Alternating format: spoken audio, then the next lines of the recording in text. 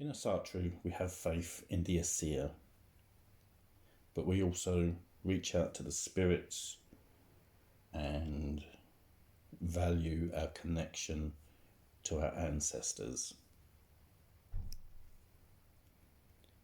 And at this time, I want to speak about my nan and granddad, who are no longer with us, but talk about my memories of them, and then end with something of a tribute to them. Now, my nan and granddad moved out to Australia when I was very small. I was just under 2 years of age, so memories of that time are non-existent, really, unless they're sort of shadows of memories that I don't really remember. But in all fairness, when I was growing up, they would visit, come back, return to England on a semi-regular basis. Though in all fairness, it was more my nan who travelled than my granddad, owing in part, I think, to his poor health, and the fact that he belonged to a culture of work. So I probably saw her more, or knew her better than my granddad, sort of during these early years. Now, my nan would always make digs when she was over, and I'd go and visit, that it was always lovely to have talked to me. What I mean by that is, whenever there were these family gatherings, I'd always be in the corner being quiet and polite, so I'd never say very much, and then it would be time to go, and the dig would probably be well deserved in many ways. I suppose it must have been quite frustrating for family members to see me every now and then, and I'd just sit there quietly. But I was young, and these are the things we do, really. Now, when I was 14, I was very lucky, and I consider it an absolute privilege for my nan and granddad to pay for me to fly out to Australia and to stay there for 6 weeks. And it was a fantastic time. It was eye-opening and an absolutely unique and a very special experience for me. Other than, and I should give my Aunt Georgina a special message here, that she was always impatient for me to wake up, bearing in mind that I never really adjusted to the change in the sleeping cycle. So my evenings, or my night time was spent many times being awake till about 3-4 o'clock in the morning, reading Lord of the Rings for the third time. Lord of the Rings carried me through my trip to Australia. I read it on the way out there. I read it a few times while I was there. I read it on the flight home. And that kind of links to something else that I suppose, if I consider it as one lasting bond I have with my nan, that I wore her poor old legs out a little bit by dragging her around all the bookshops in Fremantle and then into Perth on the hunt for one particular book, which was, or is, because my phone's actually resting on the actual book we hunted down at the moment, which is The Adventures of Tom Bombadil by J.R. Tolkien. In addition, I've got multiple copies of Lord of the Rings, but my most favoured and my most treasured set are the ones I got in Australia, and I've read them multiple times, and they remain sort of, I don't know, tied in with my memories of my nan and her he loves his books is something that I suppose she said on many occasions, and it's true. It's absolutely true.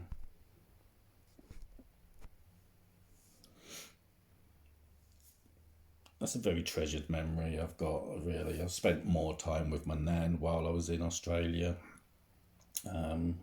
But in addition, I also got a very treasured memory I have with my granddad.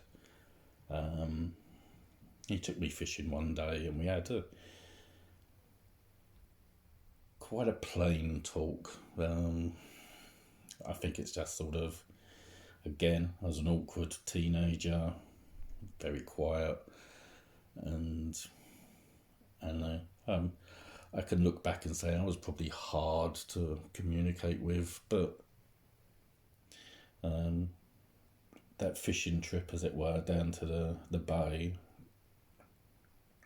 we didn't catch anything, but I got to spend some personal time with him, and he opened up about a lot of things, or spoke about a lot of things, some of which probably went over my head. I don't really remember, but I know how he felt about his health and not wanting to be a burden to people, or not wanting to lose any more of his dignity, which, as in hindsight, I can look back at as being a very special moment, and probably reflects on how he handled his illness. I mean, I'm under no illusions that I don't know the whole picture. I don't need to know the whole picture. I don't have to know the whole picture. All I know is that this one particular memory, going fishing with him, sort of really helped deal with his loss when he passed away, because it was very much after the initial pain, it was something that gave me strength to deal with his passing, because looking past my own grief, I know that he was no longer suffering, or got something that he was ready, or he was it was something he wanted.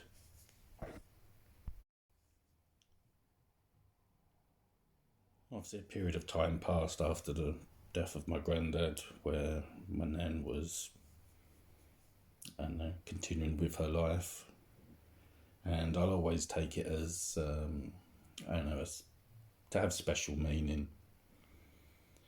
That sort of before her passing, she at least got to see my eldest daughter and knit some stuff for her, and it just sort of, I don't know, it just creates those family links, those family ties. And again, with her passing, it was painful. But in addition, I don't want to say that you grow accustomed to dealing with grief, but I think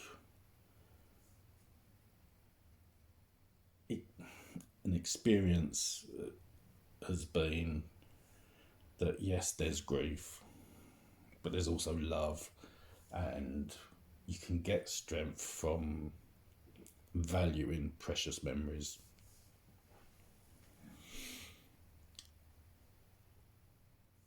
So they are my, I suppose,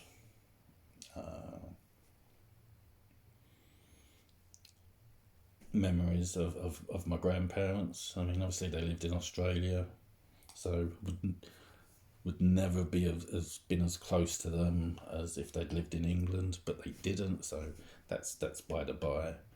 What I do know is that they were very loving parents and grandparents, and they are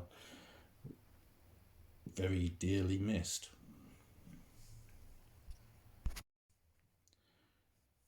So to close this recording, I am going to read one of the poems from the Adventures of Tom Bombadil. Sadly, it's not going to be one about silly old Tom Bombadil because they're too long and I fear that I might muck it up too much. But the poem I am going to read is about a man and a woman and their love, so I think that's suitable and fitting. And it's called Shadow Bride, and this is for my nan and my granddad. There was a man who dwelt alone. As day and night went past, he sat as still as carven stone, and yet no shadow cast. The white owls perched upon his head beneath the winter moon. They wiped their beaks and thought him dead under the stars of June. There came a lady clad in grey, in the twilight shining. One moment she would stand and stay, her hair with flowers entwining. He woke, as had he sprung of stone, and broke the spell that bound him. He clasped her fast, both flesh and bone, and wrapped her shadow round him. There nevermore she walks her ways by sun or moon or star. She dwells below where neither days nor any nights there are. But once a year when caverns yawn and hidden things awake, they dance together then till dawn, and a single shadow make.